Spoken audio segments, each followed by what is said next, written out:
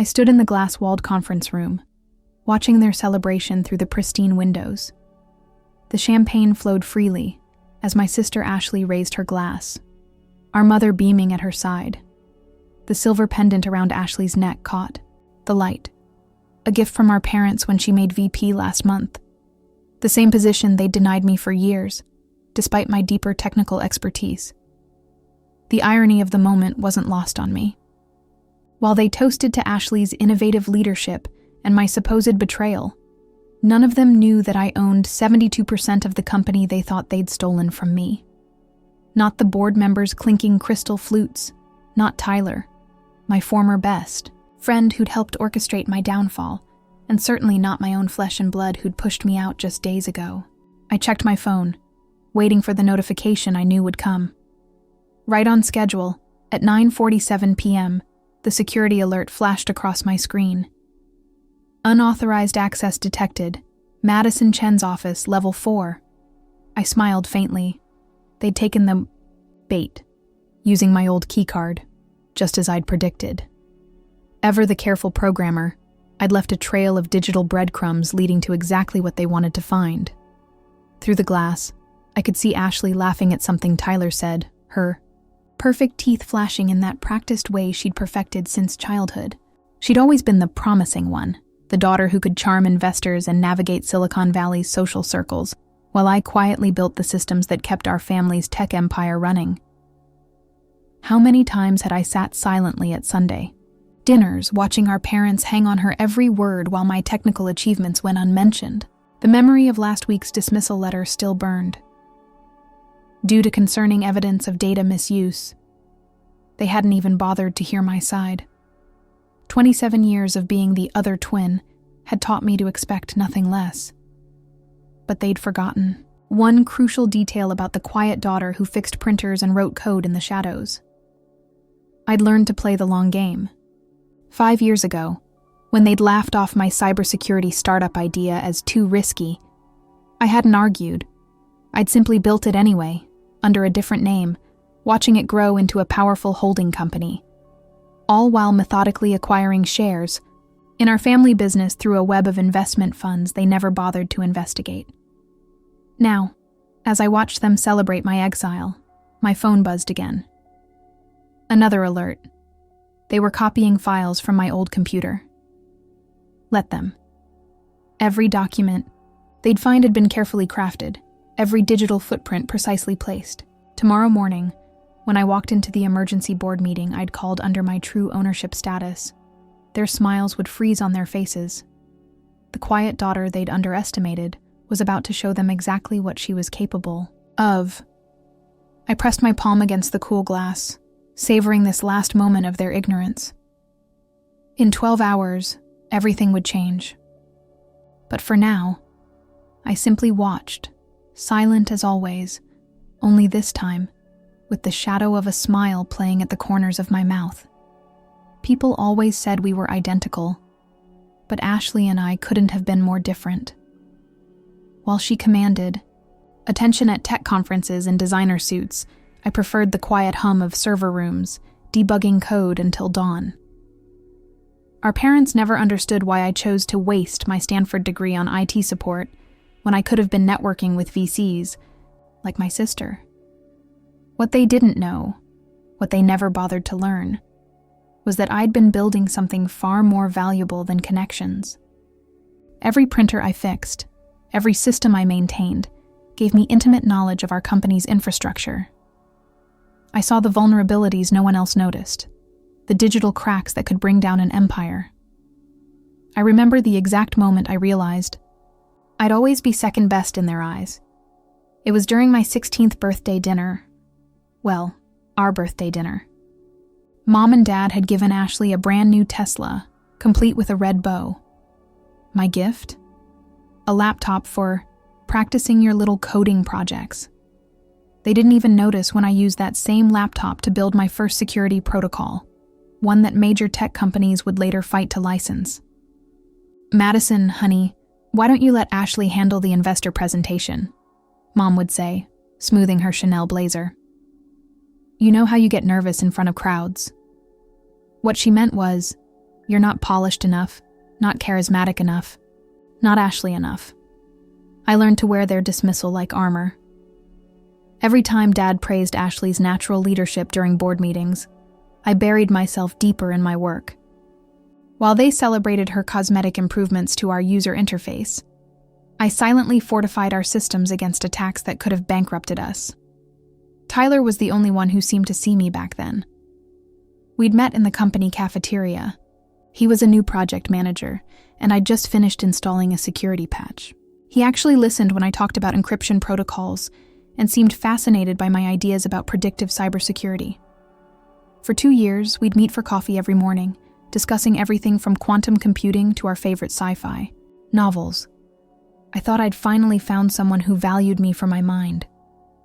I should have known better. The day I confided in him about my secret startup, the one our parents had rejected, something shifted in his eyes. Looking back, I can pinpoint that moment as the beginning of my downfall, or what they thought was my downfall. The funny thing about being invisible is that no one guards their secrets around you. During all those years of being the overlooked twin, I watched Ashley make deals in the shadows, saw Tyler's ambition corrupt him, witnessed our parents' careful manipulation of board members. I documented everything, backed up every questionable email, recorded every conversation in my office, not out of malice, but out of habit. When you grow up being gaslighted about your own worth, you learn to keep receipts. 5 years ago, when I pitched my cybersecurity concept to the family, Ashley had rolled her eyes and whispered something to Mom that made them both giggle. Dad didn't even look up from his phone. "Honey," he'd said, "let's stick to what you're good at. The IT department needs you." So I did what I'd always done. I nodded, smiled politely, and went back to my quiet corner of the building.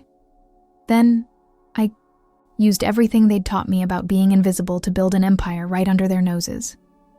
Tomorrow, they'd finally see me. But first, I had some files to plant, breadcrumbs for them to follow straight into the trap they'd set for themselves. The first red flag came 3 months ago, when Ashley asked me to train her in our security protocols.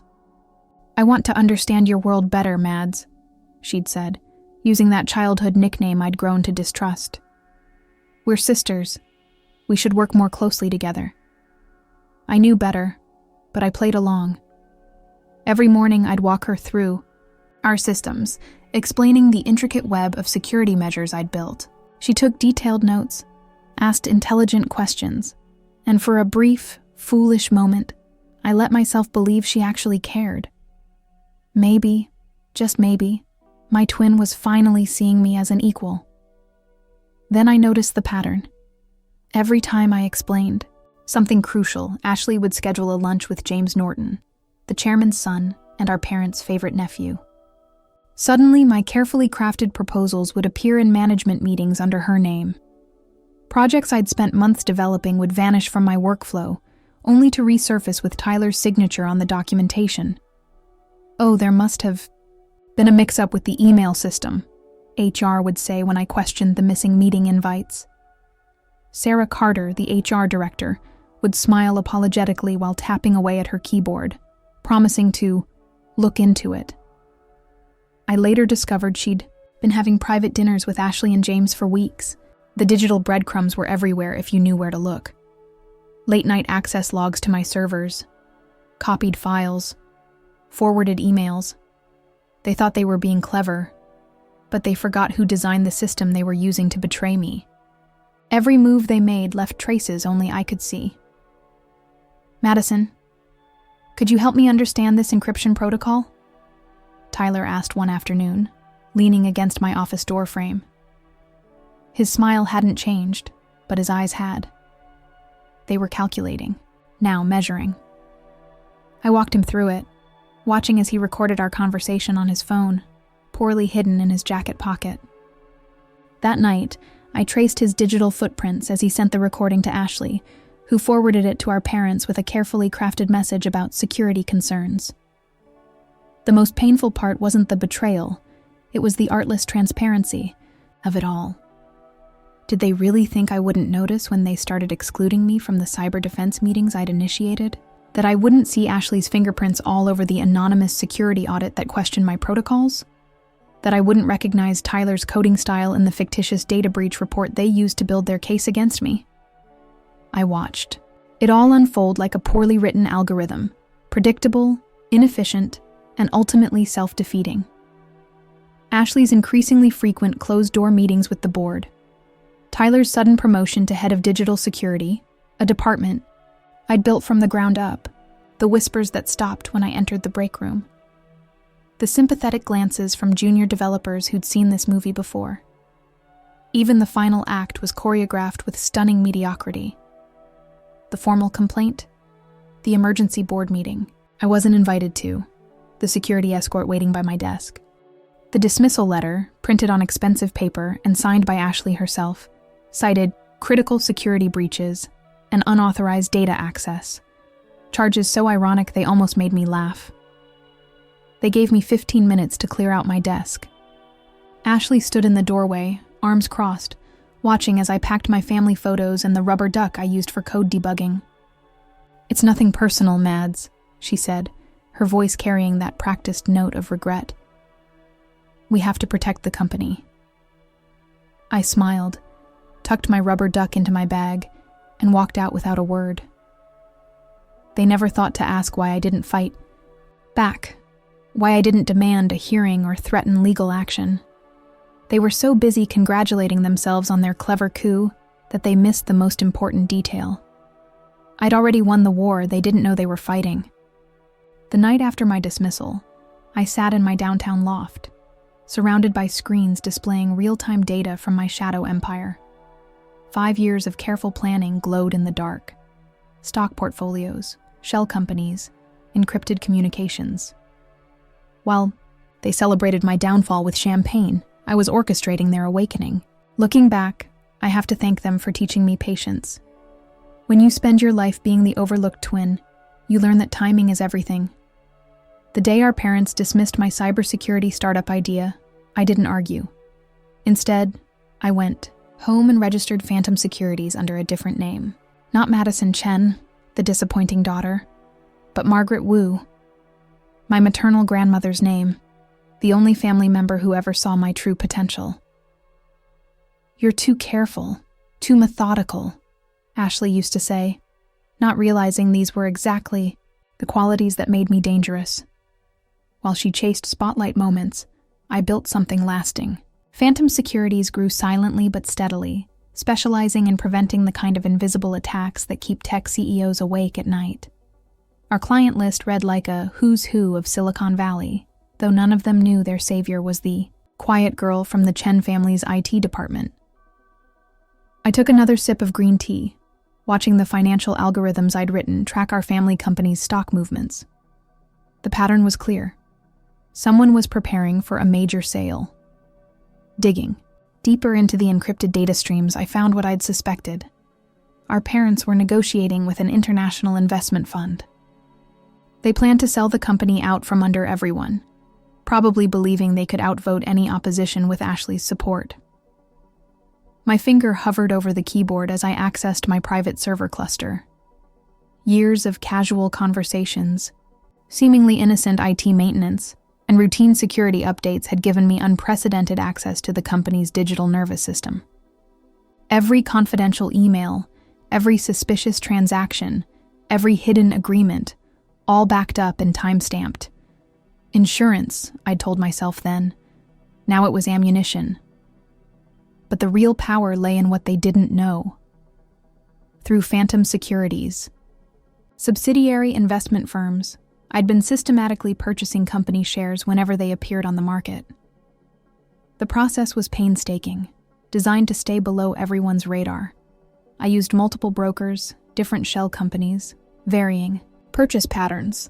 Ashley's flashy MBA might have taught her about hostile takeovers, but she never understood the art of invisible acquisition. My phone buzzed.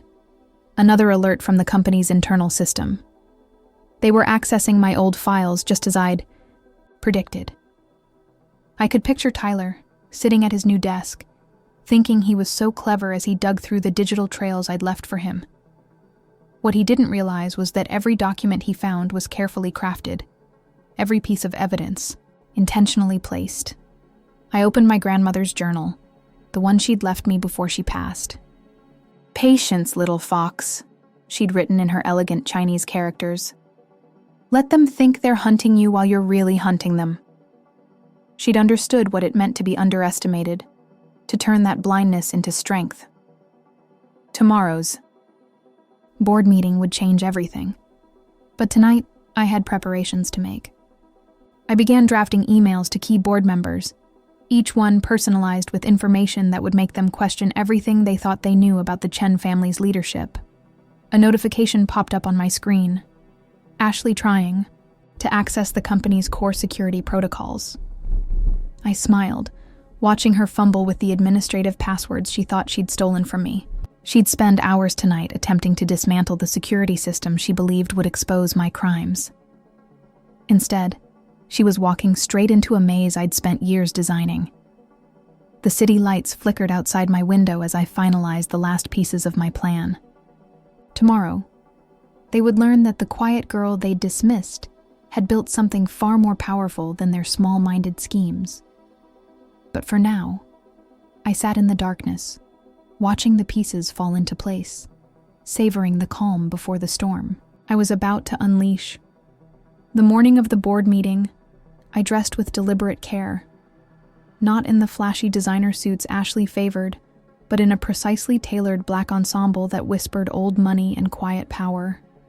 My grandmother's jade pendant, the one piece of family history our parents hadn't given to Ashley, hung at my throat. As I fastened it, I remembered her words. Power doesn't need to shout to be heard. I arrived at the office building an hour early, before the usual crowd. The security guard did a double take. Clearly, no one had bothered to update him about my dismissal. I smiled, sliding my new access card through the reader. Not Madison Chen's old badge, but one registered to Margaret Wu, majority shareholder. The light turned green. The executive floor was still dark when I entered the boardroom. I ran my hand along the polished mahogany table where I'd sat through countless meetings, watching Ashley command attention while I was relegated to taking notes. Today, I chose the chair at the head of the table, our father's usual seat. From my briefcase, I withdrew 14 identical folders, placing one precisely in front of each chair. At 7:45 a.m., exactly as predicted, my phone lit up with a string of panicked messages. The first was from Sarah in HR, who just discovered that her access to the company's personnel systems had been revoked. Then came the alerts from legal, frantically reporting that key documents had been transferred to new servers they couldn't access. By 8:00 a.m., even the IT department was in chaos, locked out of the security protocols I'd built. The board members arrived first, confusion evident on their faces when they saw me. "Good morning," I said, my voice carrying the same quiet confidence I'd learned from years of being underestimated. "Please take your seats. We have much to discuss." They sat, some reaching for the folders before them, others shooting uncertain glances at the door. They were waiting for my father, for Ashley, for someone to explain why the dismissed IT director was sitting in the chairman's chair. I let the silence stretch, watching as they shifted uncomfortably. At 8:15 a.m., right on schedule, Ashley burst. Through the door, our parents and Tyler closed behind. The look on her face when she saw me, that perfect mixture of shock, outrage, and the first glimmer of fear, was something I'd remember forever. "What is the meaning of this?" Our father demanded, his face reddening. "Security!" "I wouldn't," I said softly, opening my own copy of the folder. "Please, everyone, turn to page 1. The room filled with the sound of rustling paper, followed by a collective intake of breath. Before them lay irrefutable proof of my majority, ownership, meticulously documented and legally verified. But that was just the first page. "Madison," Ashley started, her voice taking on that patronizing tone she'd perfected over the years. Whatever you think you're doing. Page 2, I interrupted, my voice quiet but firm. I believe you'll find it particularly interesting.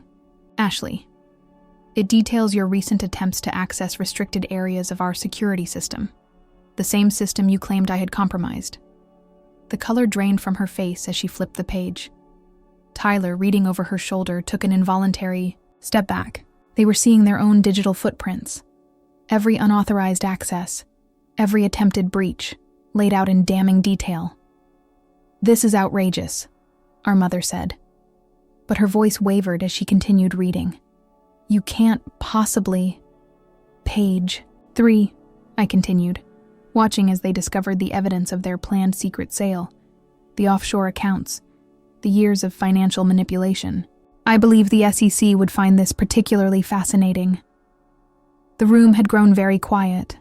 Board members were now staring at our parents with dawning horror, understanding for the first time the extent of their deception. Ashley's hands were shaking as she turned page after page, seeing her carefully constructed world crumble.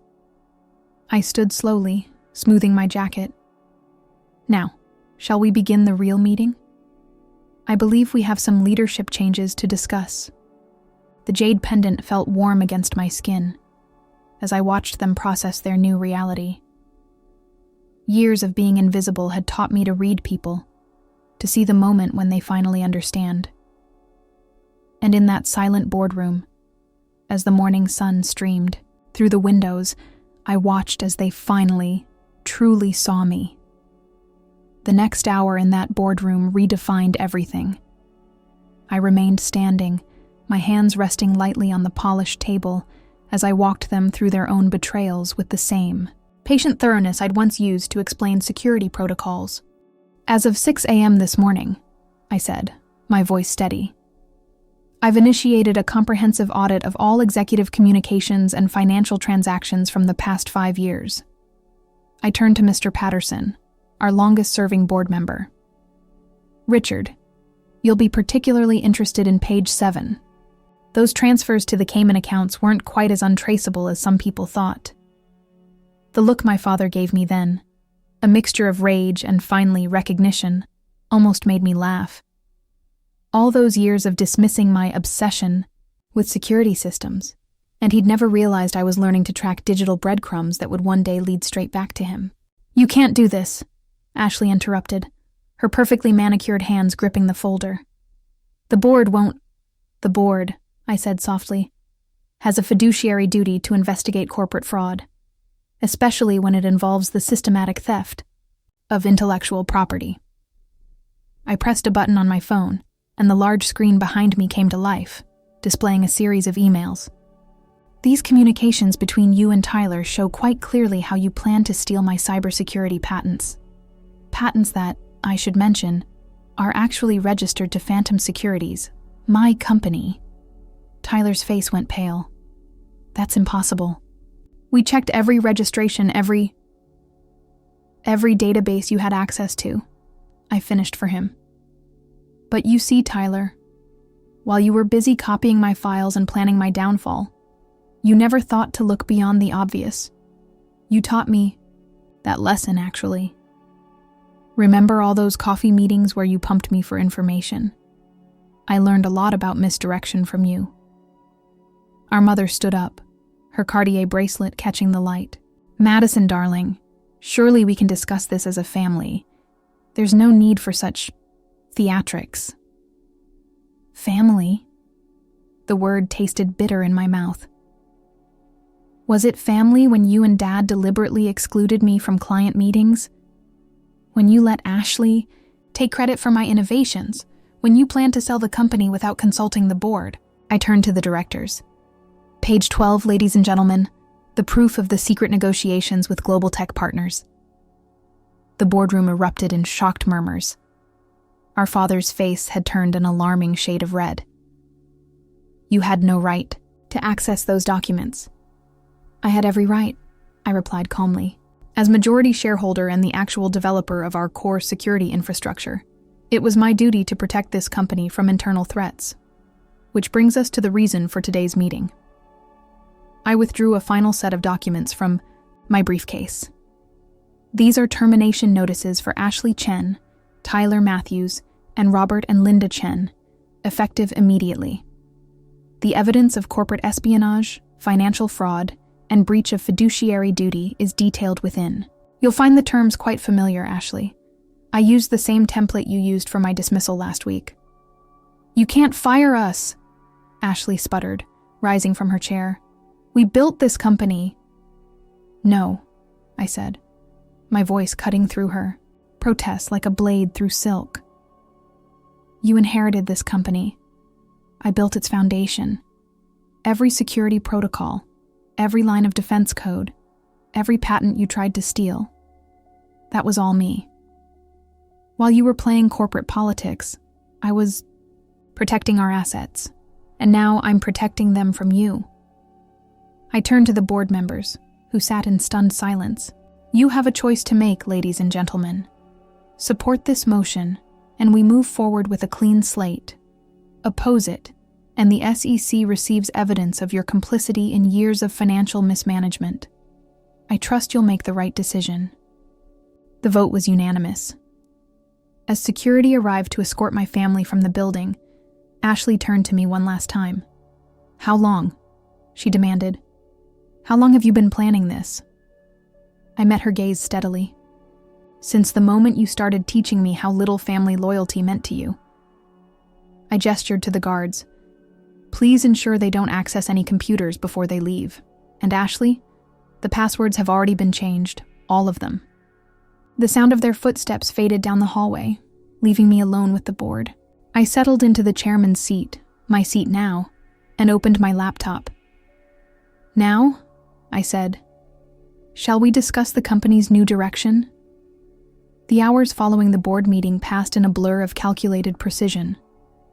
While IT teams changed, access codes and secured servers throughout the building, I sat in what had been my father's office, systematically dismantling the old regime. Each decision I made was a quiet rebuke to years of being overlooked.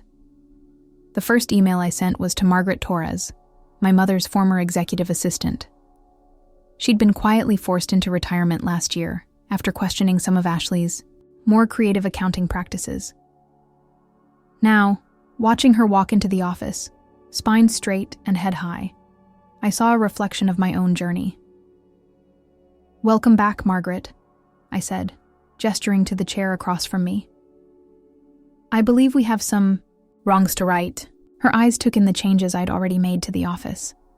The removal of my father's pretentious oil paintings, replaced by clean lines and clear glass. When I received your email, I almost couldn't believe it, she said, her voice steady, but her hands clasped tightly in her lap. They told everyone I'd retired due to health concerns. I know. I have the emails where they planned your exit. I opened my laptop, turning it to show her the evidence I'd preserved.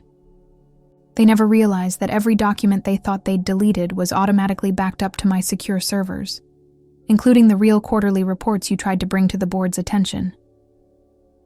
A small smile crossed her face. Your sister always did underestimate the quiet ones. That's exactly why I want you as my chief of staff, I replied, sliding a contract across the desk. You know where all the bodies are buried, Margaret. More importantly, you know how to exhume them ethically.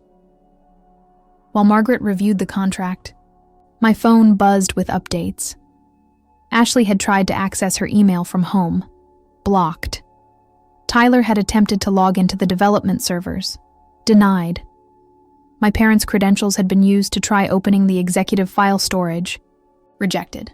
Each failed attempt confirmed what I'd always known. They'd never bothered to understand the systems I'd built. A knock at the door interrupted my thoughts. Sarah from HR stood there, her usually impeccable makeup slightly smeared. Ms. Wu, there are reporters in the lobby. Your family has apparently contacted several news outlets. I nodded, unsurprised. Let them come. But first, Sarah, let's discuss your role in my dismissal.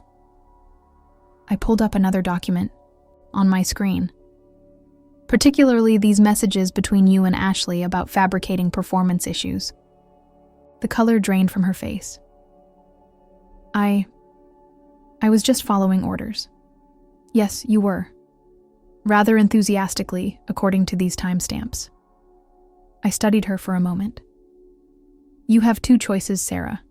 Resign now, with a standard severance package and a non-disclosure agreement, or stay and prove you can show the same loyalty to the company that you showed to my sister. She straightened her shoulders. I'd like to stay, to make things right. Good. Your first task is to review every termination from the past 5 years. I want to know every person who was pushed out for questioning the old guard. Start with the tech department. I have a feeling we'll find some interesting patterns there. As Sarah left, Margaret looked up from the contract. You're giving people a chance to redeem themselves, she observed. Even after what they did. I'm giving them the opportunity to prove their worth based on merit, not politics, I corrected, turning back to my laptop. Something I was never afforded. Besides, keeping some of the old guard, properly chastened and closely monitored, will help stabilize the transition. My phone buzzed again, a message from the security team. They'd found Ashley in the parking garage, trying to convince a junior developer to download files for her. I texted back, escort her out, permanently revoke her access, and give that developer a raise. The afternoon sun cast long shadows across the office as I worked. Each decision, each signature, each carefully worded email was another brick in the foundation of my new empire. I'd spent years being the shadow in the server room. Now I was recasting the company in my own image, efficient, meritocratic, and transparent. Well, mostly transparent. Some shadows were still useful. Margaret cleared her throat. The contract looks good, she said, signing with a flourish. Though I notice there's no mention of your other company, Phantom Securities. I allowed myself a small smile. That's because as far as this company knows, Phantom Securities is just another major shareholder. The fact that both companies share the same CEO will remain our little secret for now. I pressed a button on my desk. Speaking of secrets, it's time to open the sealed server room. Care to join me for a tour of what your former bosses never knew existed?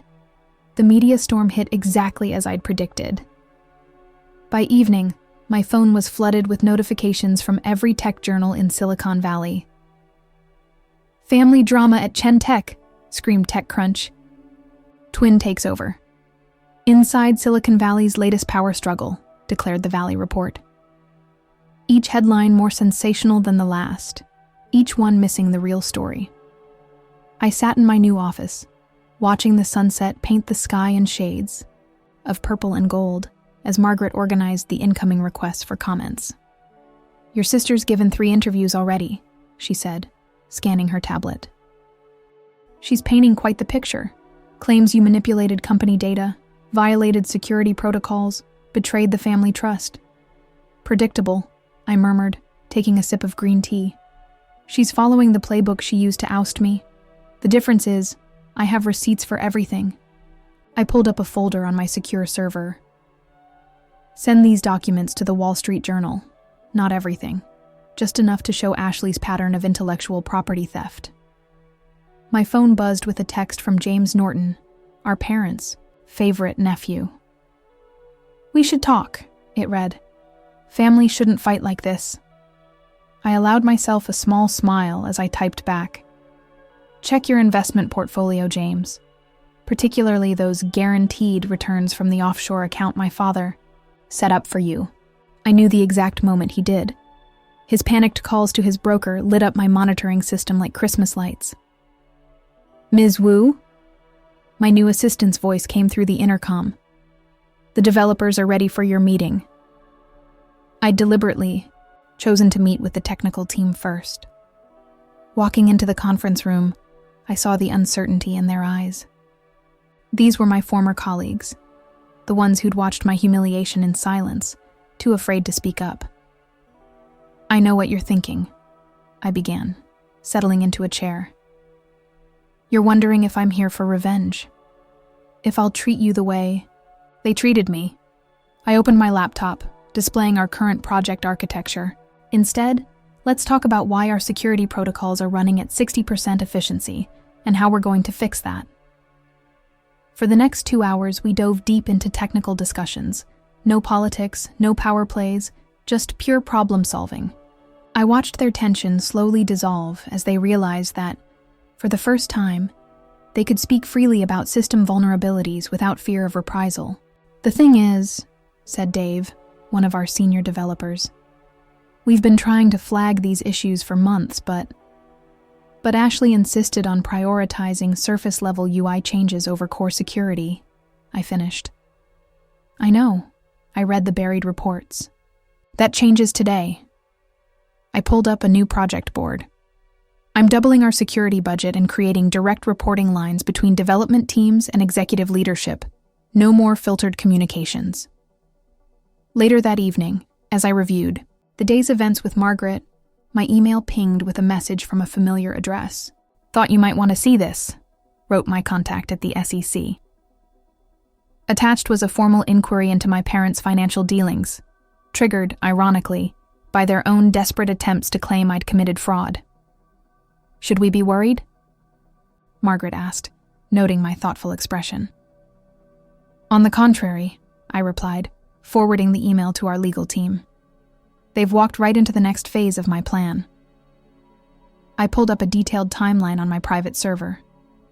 When the SEC investigators arrive, they'll find a company in the middle of a transparent restructuring, with all questionable practices already documented and addressed. The fact that those practices coincidentally implicate the previous leadership is just unfortunate. My phone buzzed again. Ashley, calling for the 12th time. I let it go to voicemail, focusing instead on the security log showing her latest failed attempt to access our servers. She still didn't understand that her old tricks wouldn't work anymore. "Your parents' lawyer has requested a meeting," Margaret noted, checking her tablet. "He's throwing around phrases like family legacy and shared heritage." I thought about the jade pendant still hanging at my throat, about all the family dinners where I'd sat invisible while they planned my replacement. "Tell him I'm available next week," I said, turning back to my work, "after the SEC's preliminary findings are released." As night fell over Silicon Valley, I stood at my office window, watching the lights flicker across the city. Somewhere, out there, my family was scrambling to salvage their reputation, calling in favors, trying to spin the story, but they'd forgotten the most important lesson I'd learned in all those years of being underestimated. True power doesn't need to explain itself. I pressed my palm against the cool glass, remembering all the nights I'd spent in the old IT office, building the foundation for this moment. The quiet ones, my grandmother used to say, see everything. And now, finally, everyone would see me. A week into my new role, the first real test of my leadership arrived in an unexpected form. I was reviewing security protocols with the development team when Margaret burst into my office, her usual composure slightly fractured. "We have a situation," she said, placing her tablet in front of me. "Someone's been systematically transferring small amounts of data from our secure servers to an external location. It started 3 days ago." I studied the logs, a familiar pattern emerging. "Let me guess. The transfers happen between 2 a.m. and 4 a.m., using authenticated credentials." Margaret nodded. "Former employees' logins, ones that should have been deactivated, but weren't," I finished, already knowing who was behind it. "Because someone in HR kept them active under the old administration." I pulled up my monitoring dashboard, tracking the digital breadcrumbs. "Tyler's fingerprints are all over this. He always did prefer to work in the early hours, fewer eyes on the system logs." What Tyler didn't know was that I'd anticipated this move. During my years in IT, I'd watched him pull similar stunts with competitors' data. His technique was always the same.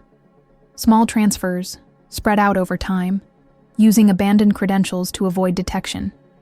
It was exactly the kind of attack I'd designed our new security protocols to catch. Should we shut down the compromised accounts immediately? Margaret asked. No, I said, typing rapidly. Let's see where this leads. Remember what I told you about the sealed server room? I smiled slightly. Every piece of data they're stealing is tagged with invisible markers. We're not just tracking what they take, we're tracking what they do with it. Over the next few hours, I watched through my secure channels as Tyler attempted to shop our stolen information to our biggest competitors. Each time, the tracking markers activated, alerting me to every email, every phone call, every desperate attempt to leverage what he thought was valuable intel. Ms. Wu. My assistant's voice came through the intercom. There's a Mr. Collins, here to see you. Says it's urgent. I froze. Derek Collins, my former partner from the early days of Phantom Securities, supposedly dead for 15 years. The same Derek who had helped me lay the groundwork for my security protocols before disappearing with a substantial amount of company data.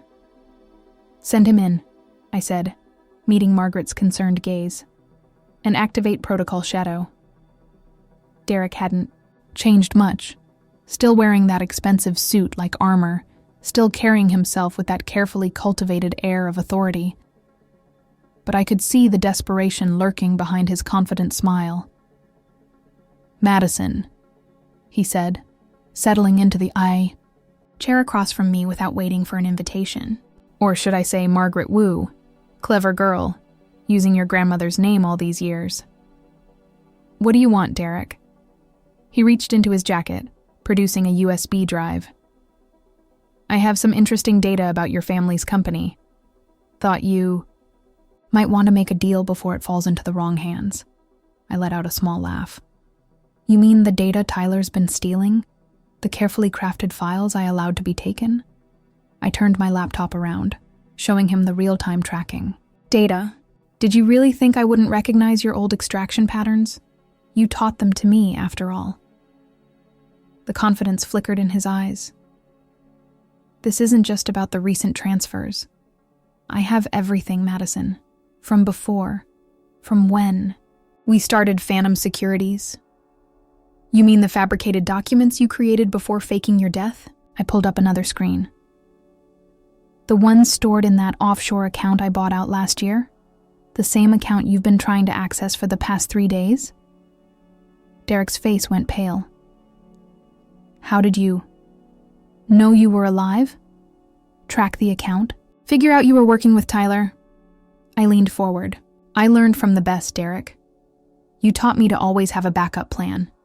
So when you died, I didn't just mourn. I prepared. Every system you helped build, I rebuilt. Every backdoor you created, I sealed. Every trick you taught me, I improved. I stood, walking to the window. The account isn't the only thing I bought last year. The evidence of your insurance fraud, the fake death certificate, the money trail. I own all of it now. So here's my counteroffer. Disappear again, this time for real. Or I'll show everyone exactly how the dead can still commit corporate espionage. The silence stretched between us, heavy with 15 years of buried history. Finally, Derek stood. You've changed, Madison. No, I said, not turning around. I just stopped being invisible.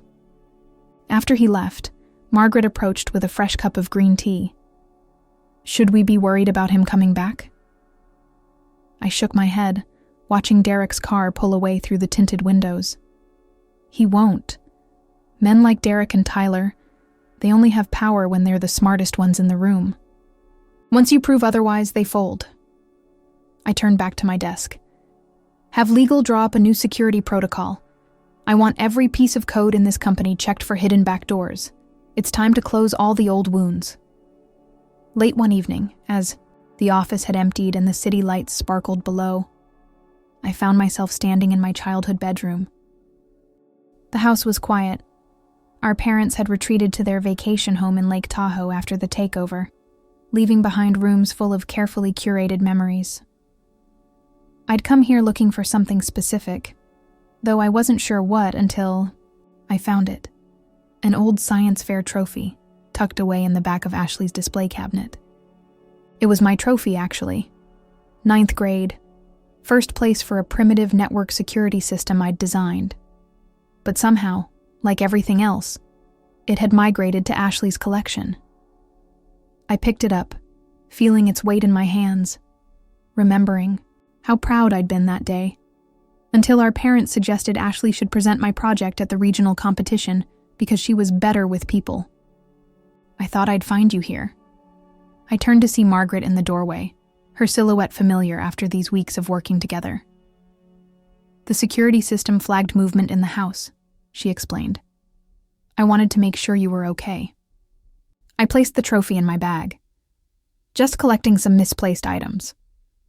My eyes swept the room, taking in the photos on Ashley's wall, her at every major company event, always front and center, while I lurked in the backgrounds, half hidden behind servers or potted plants. It's strange, isn't it? How families curate their own myths. Margaret stepped into the room, picking up a framed photo from Ashley's desk.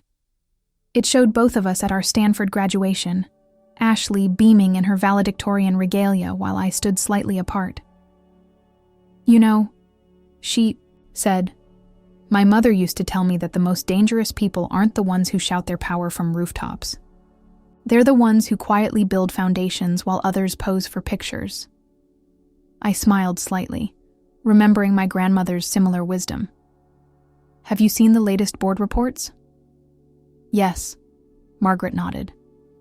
Share prices are up 40% since the takeover. The SEC investigation into your parents' dealings has expanded to include 3 other tech companies, and Ashley's attempt to launch her own startup failed when investors discovered her history of IP theft. And Tyler. Still trying to sell what he thinks is stolen data. The tracking markers are feeding us everything. His contacts, his meetings, every desperate pitch he makes. She paused. Your sister called the office again today. Said she wants to talk sister to sister. I walked to Ashley's window, the larger one, with the better view. Another small victory our parents had granted her without thought. Did you know that when we were children, Ashley used to take credit for fixing the family computer? She'd wait until I'd solved the problem, then rush to tell our parents she'd figured it out. After a while, they just assumed any technical success was hers. And now? Now she's discovering what it means to succeed on her own merits. I turned from the window.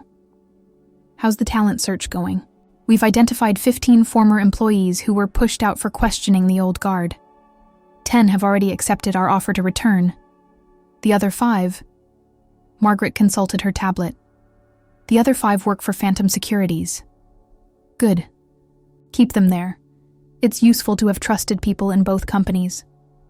I picked up a small jewelry box from Ashley's dresser, opening it to reveal a familiar silver bracelet. She took this from my room the day after I was fired, claimed it, was always hers. I slipped it into my pocket. Have legal start the paperwork for the merger. Margaret looked up sharply. You're going to merge the companies? Eventually, when the time is right. Phantom Securities has grown beyond its original purpose. The technology we developed there should be integrated into our main operations. I walked to the door, then paused. But first, I want to see something. Back in my office, I pulled up the company's internal messaging system. Within minutes, I found what I was looking for, a conversation between Ashley and Tyler from 3 years ago. Ashley. Dad's wondering if we should bring Madison into the executive team. Says her security protocols are saving us millions. Tyler. Bad idea. She's too focused on back-end systems. No vision. Besides, we need her where she is, solving problems without asking questions. Ashley. True. She's better in the shadows. Speaking of which, did you get access to her new firewall design? I closed the chat log, a familiar coldness settling in my chest. Opening my desk drawer, I removed the jade pendant, the one piece of family history that was truly mine. Its weight against my skin had always been a reminder of my grandmother's words. Let them think you belong in shadows. That's where you'll learn to see in the dark. Margaret, I called softly. Schedule a press conference for next week. It's time to step into the light. As she left to make arrangements, I stood at my office window, watching the city below. Somewhere out there, Ashley was probably in her own office, still trying to rebuild what she'd lost. Still not understanding that her real mistake wasn't betraying me. It was teaching me how to turn invisibility into power. I touched the silver bracelet in my pocket, then the jade pendant at my throat. 2 reminders. One of what had been taken. One of what I'd built in response. The quiet girl they'd relegated to shadows had learned to own the darkness, and now they would all learn to live in the world I'd created from it. The morning of the press conference, I stood in my office bathroom studying my reflection. The woman in the mirror was a far cry from the IT director who used to hide behind servers. My grandmother's jade pendant gleamed against a charcoal suit that whispered quiet authority. No flashy designer labels like Ashley preferred, just precise tailoring and clean lines. 5 minutes until the pre-briefing, Margaret called. Through the door. The board members are all here, and the press room is at capacity. I'd chosen to hold the conference in our main auditorium, the same space where, just months ago, I'd watched through windows as they celebrated my dismissal. Now, through the security feeds on my phone, I could see reporters filling the seats, board members shifting nervously, and a familiar face slipping in through the side door. Ashley. "Your sister's here," Margaret noted, checking her tablet, along with representatives from 3 major tech blogs and the Wall Street Journal. "Right on schedule," I murmured, making a final adjustment to my jacket. "Has legal confirmed the timing?" "Yes. The merger documents will be filed exactly 30 minutes into your speech. Phantom Securities' major clients have already been notified of the transition." She paused. "Are you sure about revealing everything?" I thought about the years of hiding, of building my power in secret. The shadows serve their purpose, Margaret, but true change requires light. The boardroom fell silent as I entered. These men and women who'd once seen me as merely the quiet twin now stood in respect. I took my place at the head of the table, opening a slim laptop. "In 30 minutes, I will announce the merger of our company with Phantom Securities," I began, watching their reactions. Some of you have already guessed the connection. For those who haven't, I founded Phantom Securities 5 years ago, after this very board dismissed my cybersecurity proposals as too risky. Murmurs filled the room. I continued, my voice steady. "The merger will make us the largest cybersecurity provider in Silicon Valley. More importantly, it will allow us to implement protection systems that I've spent years developing in parallel." "Your sister is in the audience," one board member warned. "She might try to disrupt." "Let her," I interrupted softly. "Ashley's presence is part of the plan. Sometimes the best way to silence doubters is to let them witness your victory." As we walked toward the auditorium, Margaret touched my arm. "There are rumors that your parents might make an appearance." I smiled slightly. "They won't.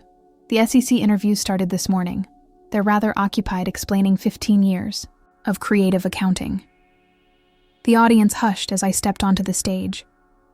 Camera lights flashed, and in the front row, I saw Ashley's face, a mixture of defiance and dawning realization. I adjusted my grandmother's pendant, took my place at the podium, and began to speak. The quiet girl they'd underestimated was about to show Silicon Valley exactly what she'd built in the shadows. And this time, everyone would be watching. "Ladies and gentlemen, welcome. For those who only know me as Madison Chen, the former IT director, allow me to properly introduce myself. I am Margaret Wu, founder and CEO of Phantom Securities, and as of this morning, majority shareholder and chief executive of both companies." The auditorium erupted in whispers. In the front row, Ashley's perfectly maintained composure cracked. I saw her frantically typing on her phone, probably trying to warn our parents, not knowing they were already dealing with federal investigators. 5 years ago, I presented this company's board with a comprehensive cybersecurity strategy. They dismissed it as unfeasible. I paused, letting my gaze sweep the room. So I built it anyway, under a different name. Today, Phantom Securities protects 70% of Silicon Valley's major tech companies from invisible threats, including, ironically, this very company. The screens behind me lit up with financial projections. The merger of our companies will create the largest cybersecurity enterprise in the industry. But more importantly, it represents a fundamental shift in how we approach corporate leadership.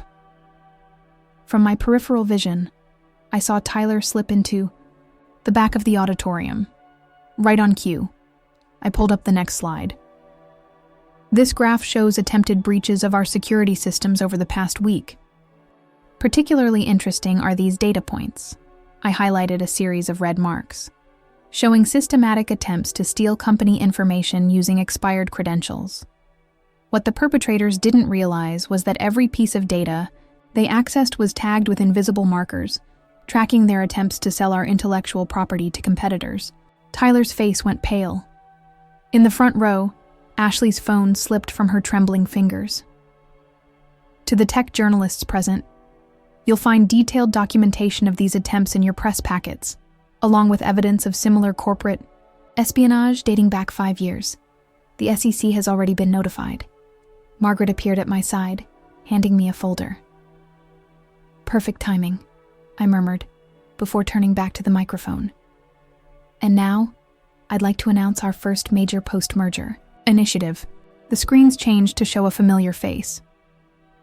I'm pleased to introduce our new head of innovation, Dr. Sarah Chen, our cousin who was passed over for promotion 3 years ago despite holding multiple patents in AI security. She's been leading Phantom Securities' research division, and her team's work will now form the cornerstone of our combined operations. In the audience, I saw Ashley's shock. She'd been the one who'd pushed Sarah out, claiming our cousin lacked leadership qualities. Now Sarah stood, walking confidently to the stage from her seat in the back, her credentials displayed on the screen behind us. Additionally, I continued, I'm announcing a new policy of technical merit-based advancement, overseen by an independent committee. No more promotions based on family connections or social networking. In this company, your work will speak for itself. The reporter's hands shot up, questions flying. Ms. Wu, how long have you been planning this? Ms. Chen, or Ms. Wu? What prompted the timing? Will your family retain any control? I held up a hand, silence falling. One final announcement. As of this morning, we've launched a complete security audit of every major tech company in Silicon Valley. The results will be enlightening, especially for those who've been relying on outdated systems or, I met Ashley's gaze, borrowed innovations. The room exploded with questions, cameras flashing. Through it all, I maintained the same quiet composure I'd learned from years of being overlooked. Let them see now. The power of the woman they'd dismissed, the strength they'd mistaken for weakness, the empire built in shadows now emerging into light. Hours after the press conference, I sat in my office watching the tech world implode. TechCrunch's headline screamed, Silicon Valley's greatest coup. The Wall Street Journal had already published a detailed analysis of the merger's impact on the cybersecurity sector. But it was the internal chaos that truly demanded my attention. Ashley's trying to access the building again, Margaret reported, checking the security feeds. She's demanding to speak with you.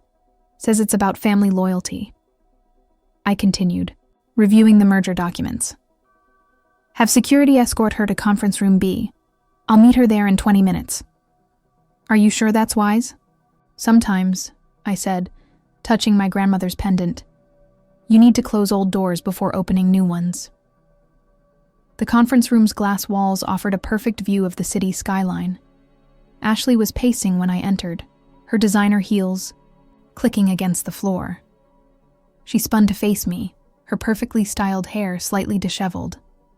How could you do this? She demanded. Phantom Securities was yours all along? You've been watching us, planning this for years? Interesting, I replied calmly, taking a seat.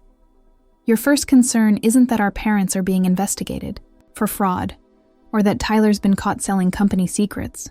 It's that I outmaneuvered you. I'm your twin sister. Yes, I said softly, which made your betrayal particularly instructive. You taught me everything I needed to know about playing the long game. Her composure cracked further. What do you want? Money? Public acknowledgement? I'll tell everyone it was your work, your innovations. Now? After years of taking credit for my achievements? I pulled out my phone, bringing up an old email chain. Here's you 3 years ago, explaining to the board why I shouldn't be promoted. Madison lacks vision, you wrote. She's better suited to background support roles. Ashley's face paled. How did you get access to those emails? I built our security systems, remember? Every time you undermined me, every project you stole, every conversation about keeping me in my place, I saw it all. I just waited for the right moment to show you exactly what your background support sister could do. The SEC investigation, she whispered. You planned that too? No, that was your doing. You and our parents were so busy hiding your financial manipulations that you never noticed who was buying up company shares. I just made sure the evidence was readily available when investigators started looking. A notification flashed on. My phone, the first wave of security audits, was complete. Silicon Valley's dirty laundry, laid bare in streams of data. I stood, straightening my jacket. You have 2 choices, Ashley. Stay and face the consequences of your actions, or take the severance package my lawyers have prepared. It includes a non-disclosure agreement and enough money to start over somewhere far from tech. You're buying my silence? I'm giving you an option our parents never gave me, the chance to learn from failure. I moved toward the door. You have until tomorrow to decide. Either way, this is the last time we'll speak as sisters. Madison? Wait. Her voice cracked. I never meant to. To what? Take credit for my work? Push me out of the company? Forge evidence to have me fired? I turned back one last time. The difference between us, Ashley, isn't our abilities. It's that you saw power as something to grab, while I learned to build it quietly, brick by brick. As I walked away, Margaret fell into step beside me. The press is calling you Silicon Valley's new power player. I smiled slightly. They're missing the point. I didn't do this for power or revenge. I did it to show every overlooked person in every tech company that being underestimated can be a superpower. Through the windows, I could see Ashley still, standing in the conference room, her reflection fractured by the setting sun. The shadows were lengthening across the city, but for the first time in my life, I wasn't hiding in them. I had one more meeting scheduled, a video call with our global security team. It was time to show the world what the quiet ones could build when they stopped being invisible. 1 month after the press conference, I stood in my grandmother's garden, where I'd spent countless hours as a child, hiding from family dinners and coding on my laptop. The jade plants she'd loved were still thriving, quiet and resilient, just as she'd taught me to be. The final numbers are in, Margaret said, joining me among the greenery. Ashley took the severance package. Tyler's facing corporate espionage charges. Your parents' legal team is pushing for a settlement with the SEC. I touched a jade leaf, remembering my grandmother's words. The strongest plants grow in silence, while the showiest flowers wilt at the first frost. And the company? Share prices have stabilized at triple their previous value. The merger's complete.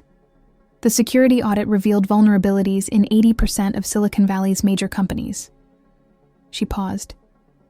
They're calling you a kingmaker now. Everyone wants Phantom's protection. I smiled, thinking of all the nights I'd spent building those security protocols, invisible in my IT department corner.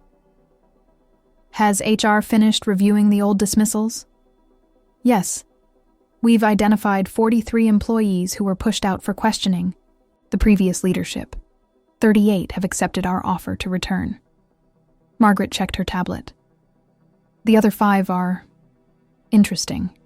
They've started their own companies, small tech firms with innovative security solutions. Good.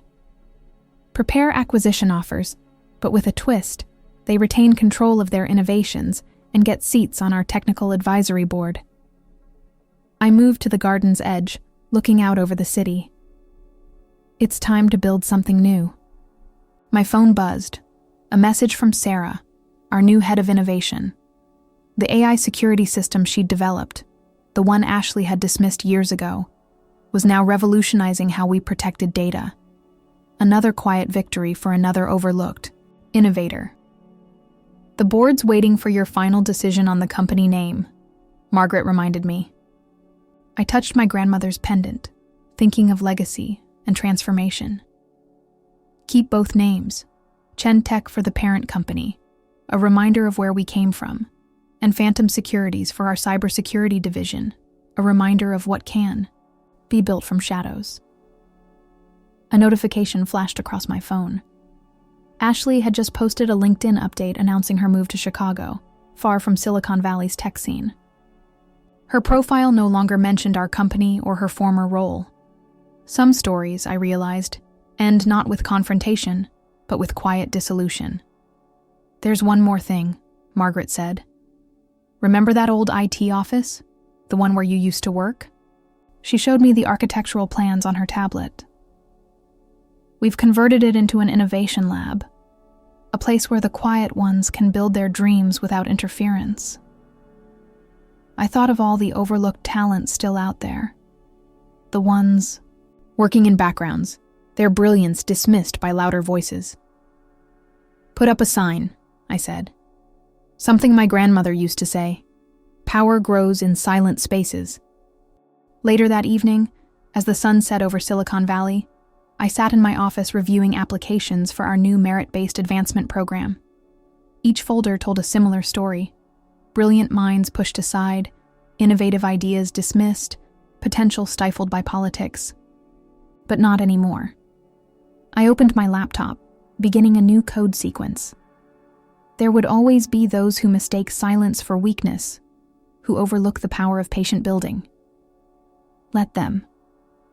Some of us know that the most profound transformations happen in quiet moments, one line of code at a time. The jade pendant caught the last rays of sunlight, casting small, complex shadows across my desk. In their patterns, I saw everything. Past and future, loss and victory, the end of one story and the beginning of countless others. I am Madison Chen. I am Margaret Wu. I am every person who's ever been underestimated, who's turned invisibility into strength, who's built power in silence. And we are just getting started. I hope you enjoyed today's story. Subscribe to the channel so you don't miss more stories like this. Give it a like and comment below what you thought of the story. See you in the next video.